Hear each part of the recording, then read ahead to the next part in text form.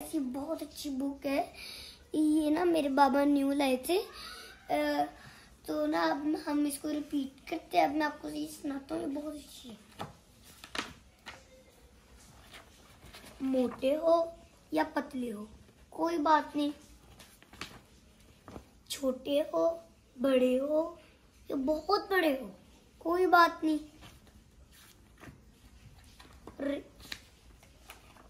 काले हो गोरे हो कोई बात नहीं।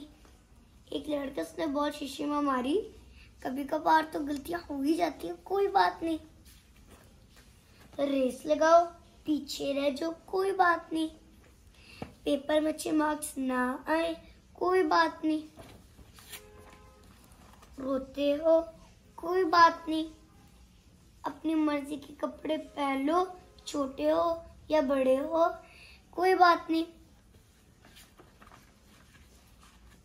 कभी कभार घर का खाना अच्छा भी नहीं लगता कोई बात नहीं, कभी कभी अलग बैठने का भी दिल करता है यार, छुट्टी के दिन सोने का दिल करता है तो लेट उठते हो कोई बात नहीं, कमरा गंदा है कोई बात नहीं, मस्ती करो खेलो कोई बात नहीं, जैसे भी हो बहुत अच्छे हो। ये स्टोरी फिनिश।